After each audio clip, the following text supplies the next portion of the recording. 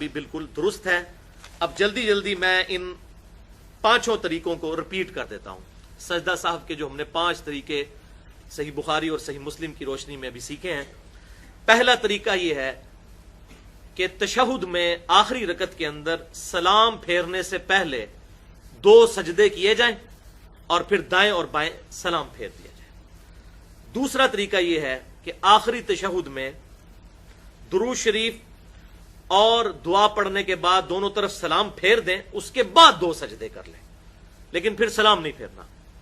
اور تیسرا طریقہ یہ ہے کہ یہی عمل کیا جائے، یعنی آخری تشہد پڑھنے کے بعد دائیں اور بائیں سلام پھیرا جائے، اس کے بعد 2 سجدے کیے جائیں، 2 سجدے کرنے کے بعد پھر دائیں اور بائیں سلام پھیر لیا جائے۔ اور چوتھا طریقہ یہ ہے کہ آخری تشہد میں درود شریف اور دعا پڑھنے کے بعد 2 طرف سلام پھیرا جائے، اس کے بعد 2 سجدے کیے جائیں، 2 سجدے کرنے کے بعد دوبارہ تشہد بیٹھ جائیں اور پورا تشہد پڑھ کے دائیں اور بائیں 2 طرف سلام پھیرا جائے۔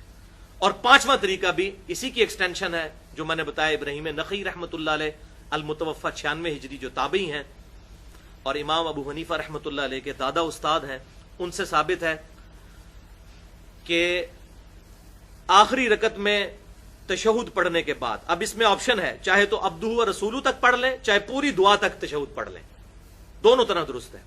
وہ کم از کم ہے عبدہ و رسولہ تک، تو پورا بھی پڑھ لیں، اس کے بعد دائیں طرف ایک طرف سلام پھیریں، اس کے بعد 2 سجدے کریں، 2 سجدے کرنے کے بعد پھر مکمل تشہد پڑھ کر پھر دائیں اور بائیں 2 سجدے کریں۔ تو ابراہیم نخعی نے جو فرمایا کہ صحف میں اور جنازے میں ایک سلام ہے، تو یہ ایک سلام انہوں نے کیوں کہا کہ صحف کے 2 سجدوں سے پہلے ایک سلام ہے۔ جو آخری 2 سجدے پھیرے جاتے ہیں وہ نماز کو مکمل کرنے کے لیے، اور یہ جو آخری 2 سلام جو پھیرے جاتے ہیں، جو یہ پہلا دائیں طرف ایک سلام پھیرا جاتا ہے، وہ صحف کا سلام ہوتا ہے، یعنی سجدہ صحف کرنے سے پہلے ایک طرف سلام پھیرا تو یہ صحف کا ایک سلام ہوا، پھر 2 سجدے کیے، اس کے بعد 2 سلام پھیر کے نماز کو مکمل کیا، بیچ میں پورے تشہد اور دعا پڑھنے کے بعد۔ تو یہ الحمدللہ 5 طریقے سجدہ صاحب کے مکمل ہو گئے۔